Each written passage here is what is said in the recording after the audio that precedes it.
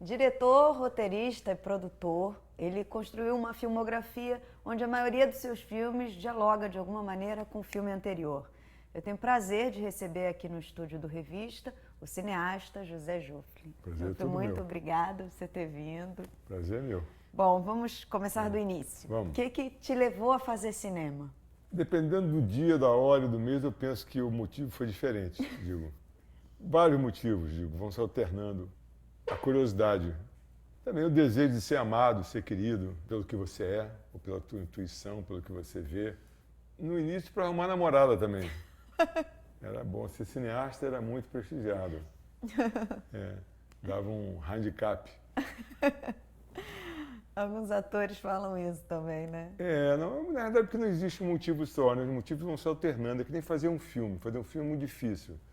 Por que você faz um filme? Digo. Então, na verdade, você faz de início por um motivo. E esse motivo vai se revezando com outro motivo. Uhum. E aí você vai, é uma forma de você continuar. E por que você faz um próximo filme também, né? Por vários outros motivos. Enfim, é difícil você ter um motivo único e ele ser permanente. Sim. Né? Mas esses são alguns motivos. Está sempre reavaliando, né? Sempre reavaliando. E às vezes não tem motivo nenhum, inclusive você fala, vou largar, vou sair fora, porque não estou sem motivo nenhum. O que é fundamental, esses momentos também são importantíssimos. Pois né? Porque aí você reavalia. Por exemplo, esse filme sobre o qual a gente vai conversar, O Caminho de Volta, Sim. É um filme que recupera. Eu sabia quando comecei a fazer o que eu não queria.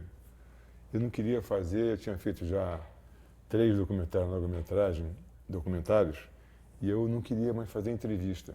Eu não queria conversar com os personagens.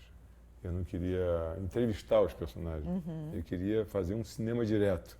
Queria que as coisas acontecessem na frente da câmera. Sim. Isso demanda um pouco mais de paciência, um pouco mais de tempo, uhum. um pouco menos de ansiedade para as coisas acontecerem. Sim. Mas eu fui preparado para suportar, digamos assim, essa ansiedade e deixar que os acontecimentos tivessem lugar na frente da lente. Sim. Que você filmasse nos intervalos.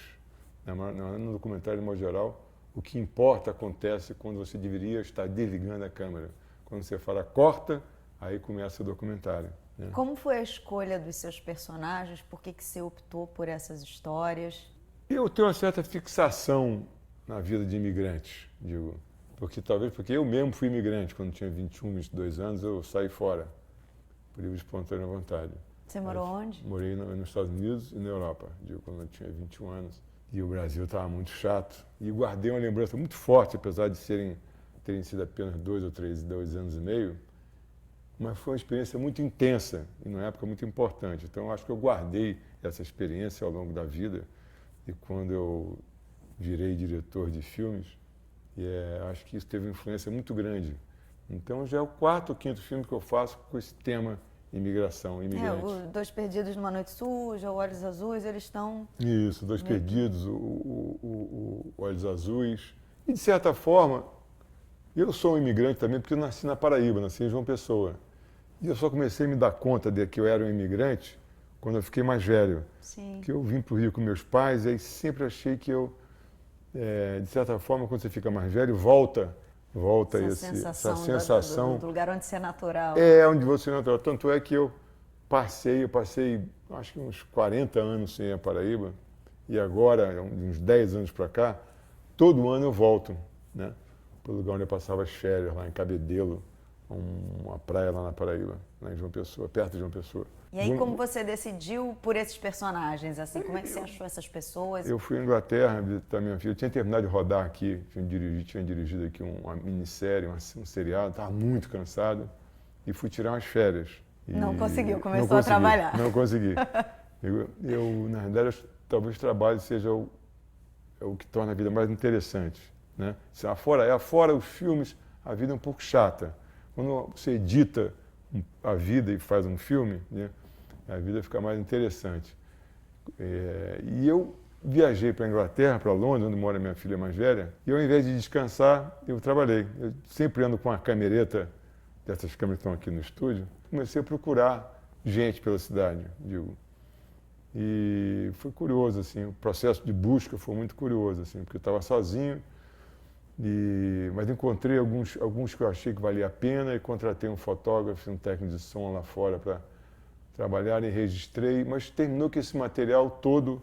Mas você encontrava as pessoas na rua, não? Você botou uma espécie de anúncio? Não, amigos que indicaram? Não, eu estava perto, eu procuro sempre fazer as coisas por perto, não pegar condução para fazer nada, né? Se ficar sempre no quadrilátero onde eu estou.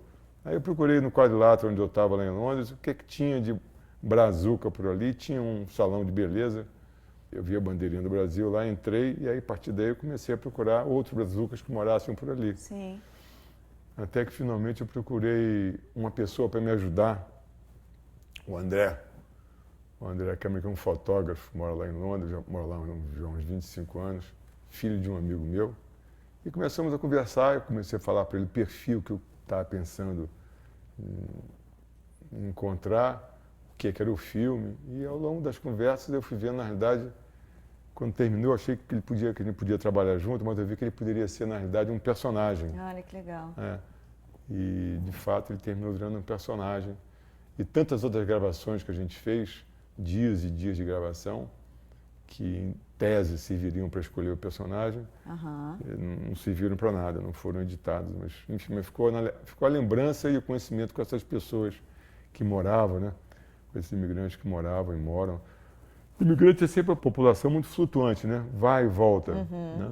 Digamos que acirra até o medo que todo documentarista tem do personagem dele vazar. Sim, né? Outro dia eu li um depoimento do Penn Baker, que é um grande documentarista americano, do cinema direto, e ele dizia que só filmava músico e político porque são dois personagens que gostam de ser filmados, digo, e que não tem medo do palco, gostam de se mostrar. Sim. E que por isso, enfim, ele optava sempre em escolher. E de fato, eu vi 3 ou 4 filmes dele, numa mostra que teve no Rio agora.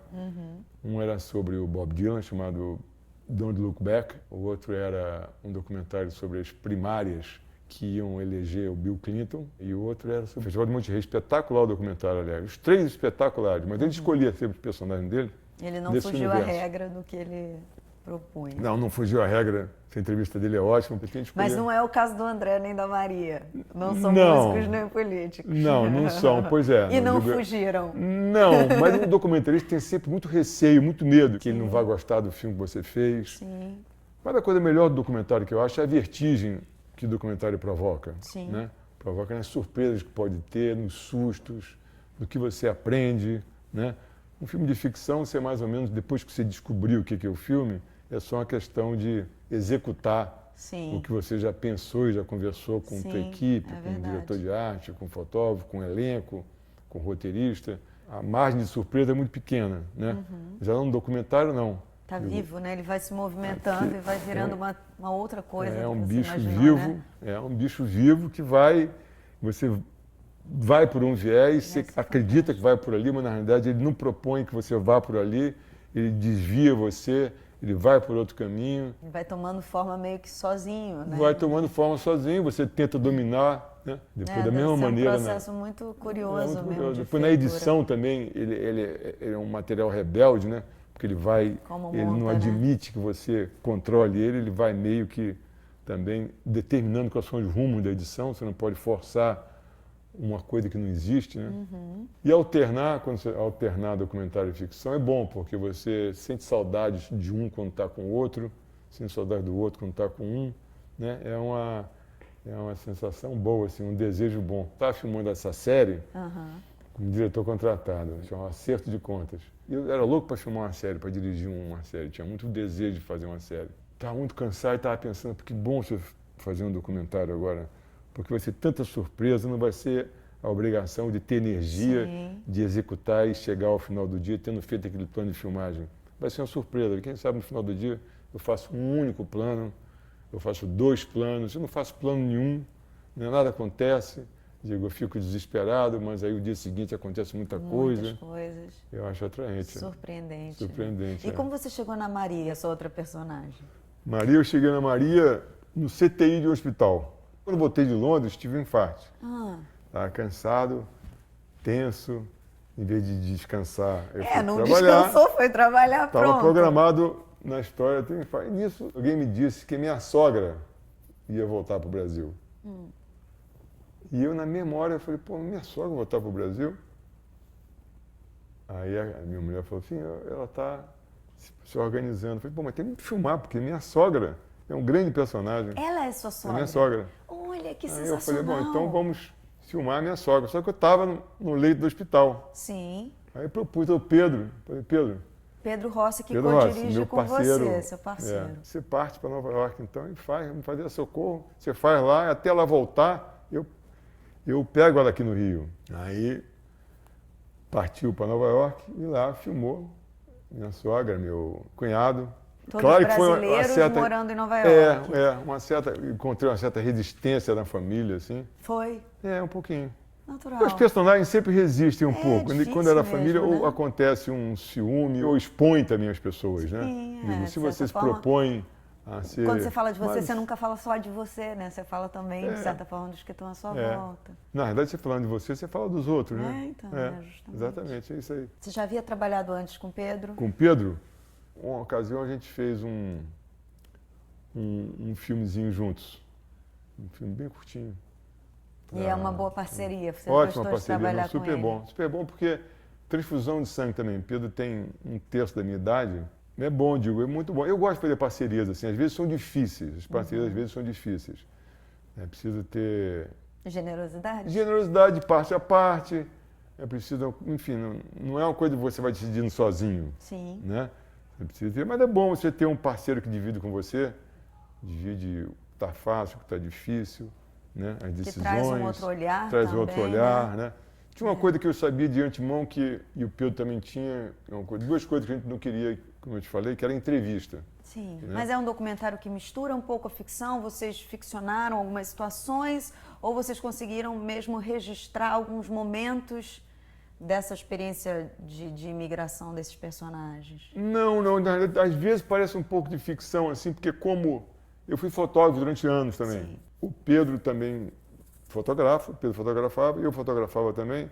Então, o fato de terem duas câmeras dava uma sensação, na hora da edição, aquilo começou a nos sugerir uma decupagem de um filme de ficção. Sim. Né? Um plano geral para um plano fechado, um plano próximo, para um plano médio, para um plano conjunto. Havia na edição, ficou evidente que parecia um filme de ficção. E como não havia entrevista, quase sempre as cenas eram flagrantes, que a gente... E vocês partiram de um roteiro, não? Vocês tinham uma ideia que correria o filme? Tinha uma ideia original, acho que tinha já mais ou menos esse desenho, mas ele só começou a se configurar com segurança quando a gente começou a pensar e a falar e o filme passou a se tornar real. Porque tantas ideias que você tem que naufragam, Sim, né? E tantos projetos que você tem que não avançam, que não dão em nada, né? E aí quando o projeto começa a se tornar real, aí você de fato você se vê na contingência de pensar como fazer, o que fazer, ou o que você não quer, pelo menos, naquele projeto. Né? Então essas decisões se consolidaram na hora que a gente teve o cheque na mão para trabalhar. Sim. Porque fora isso, o resto são ideias, são conjecturas que você faz, mas muitas vezes não com aquela determinação que você estar com um talão de cheque no bolso para poder filmar. Sim. Né? Filmar tem tudo a ver tem com... um preço, né? Tem um preço. É um filme com poucas palavras, por ser um filme sem depoimentos, como é que... Algumas vezes tem silêncios, assim, Silêncio é uma coisa meio difícil de suportar, né? Dependendo da hora, do momento, o silêncio é difícil de suportar. A gente tinha cumplicidade também da Jordana, que montou o filme. Ela também comprou a ideia de fazer um filme dessa forma. Né? E da Isabel, minha filha, que era produtora. Sim. Né? Que também pensava da mesma forma. Então havia pelo menos um quarteto que estava conduzindo o filme na mesma direção. Sim. Né? Eu sempre mais ansioso que eles, mas eu preciso ter um pouco de paciência no comentário, né? Mas a ansiedade bate muito para você ver pronto, às vezes você tem um dia frustrante porque nada aconteceu, né? Você fica mais ansioso ainda por conta do próximo dia. Você fica ansioso assim também nos filmes de ficção? Não, mais tranquilo. No filme de ficção é mais tranquilo porque você está muito bem cercado, você tem 30, 40, 50 pessoas que estão ali, né? Você pode até fingir que sabe o que quer, embora você não saiba. entendeu? Um Mas documentário você tem uma preferência, não? de gênero? De gênero? Não, eu gosto de alternar mesmo. Os primeiros filmes que eu fiz do Copa Mista eram curta-metragem, e a Gozada era em 1977, eu acho, digo. E eu, naquela época, me perguntava muito, o mundo inteiro se perguntava, todos os realizadores perguntavam, qual a diferença entre ficção e documentário? Sim. Uma vez que no documentário você determina um assunto, determina a câmera, o ângulo, a posição de câmera, o personagem, para onde você vai apontar a câmera e tudo isso. Também uma recriação da realidade. É um filme de ficção, na verdade, é um ponto de vista seu sobre aquele assunto. Claro. Então, de certa forma, é um filme de ficção, né? Tanto quanto é um filme de ficção, chamado de ficção. Um documentário tem tantas opções e possibilidades, que na medida que você vai exercendo as suas opções e vai tomando decisões, aquilo é um filme de ficção. Sim. Né? Porque certamente outra pessoa faria um filme sobre imigrantes de uma maneira inteiramente diferente. Totalmente diferente. Faria uma reportagem. Eu não estava interessado em fazer uma reportagem. Sim. Eu falei, eu não sou repórter.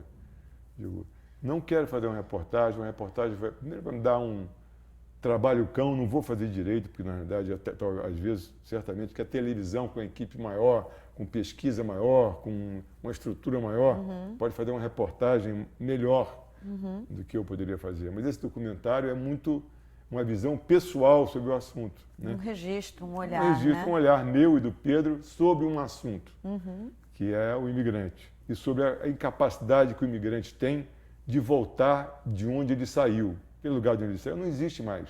Sim. E ele também não existe mais. Sim. Porque depois de 24 anos fora, você já é outra ele pessoa. é outra pessoa. Digo. Sim. Então você não pode voltar para um lugar que não existe mais e você mesmo também não existe mais. Então essa questão era uma questão que a gente tinha diante dos nossos personagens. E voltar é sempre uma questão que quem está fora se propõe. Sim. Todo mundo que está fora pensa em algum momento em voltar. Sim. Né? Da mesma maneira que você pensa em voltar à sua infância, quando você está... Eu penso em voltar à minha adolescência, que foi uma época feliz. Eu penso em voltar naquela ocasião da minha maturidade, que eu estava feliz. Eu penso em voltar à minha infância, quando minha mãe me ninava. Né? E você pensa, quando está fora do país, a voltar ao país. Por mais que você esteja lá fora e pragueje, como diz o país de onde você saiu, tem vários momentos que você quer voltar. Mas você nunca volta para o lugar onde você saiu, você volta para um outro lugar, portanto é um recomeço, né? Você volta para outro lugar, digo. Seus amigos não são mais aqueles, ou eles se casaram, tiveram filhos, morreram, seus parentes não são mais esses, já foram embora, se mudaram, né? Em cidades que têm uma população muito flutuante, você vê muito isso, né?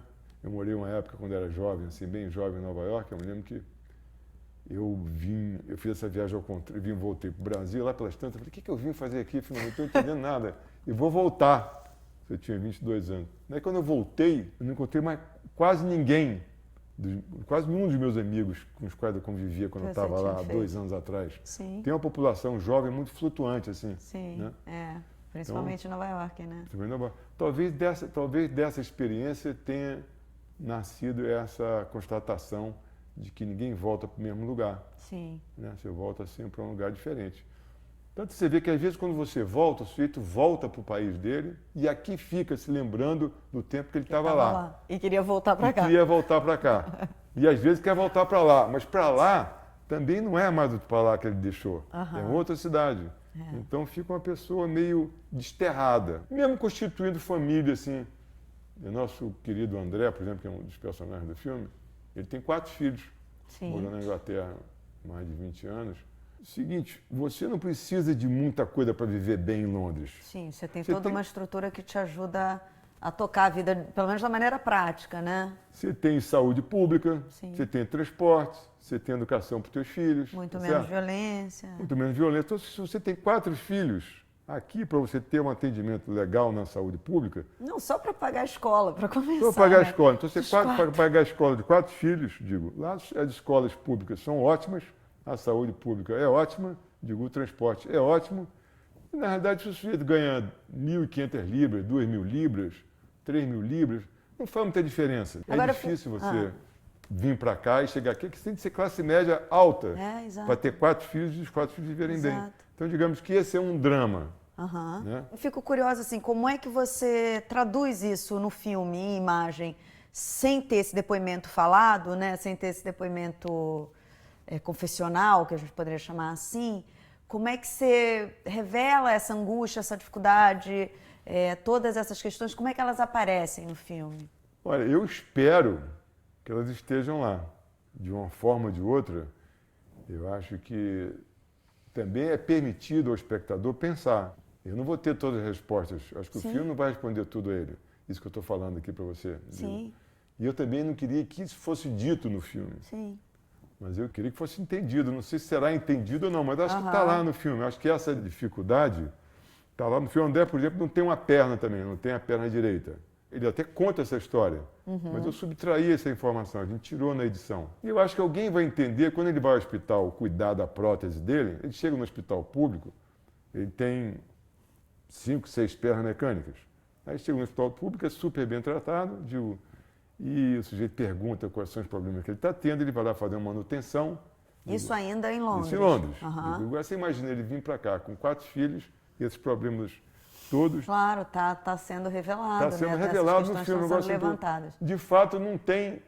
Essa história não está explicitada no filme. Sim. Né? Até tem um momento até que o pai, que é um amigo meu, o Pi, conversa com ele e que fala sobre isso. Como é que você vai fazer, meu filho? Você com 4 filhos para voltar, como é que você vai fazer? Isso tá presente na estrutura narrativa. Espero que esteja.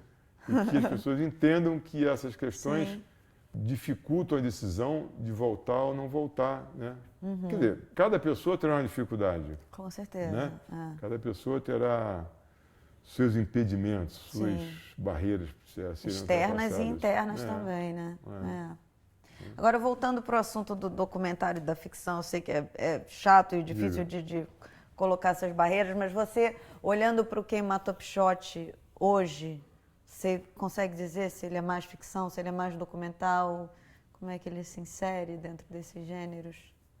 Eu acho que é mais um filme de ficção, digo. Mas talvez, por exemplo, o Quem Matou Pichote é um filme que tem muita resposta. Sim. Talvez ele devia ser mais ambíguo. Hoje eu acho que a ambiguidade é uma qualidade. Sei. Eu acho que... E você não pensava assim na época? Não, acho que não. Falando sobre... Você me perguntou se as pessoas entenderiam isso no documentário. Eu te disse que esperava que sim, mas não tinha certeza. E às vezes ficava ansioso, né, para explicitar. Na verdade, eu mais ansioso do que o Pedro, do que a Jordana, do que a Isabel na edição.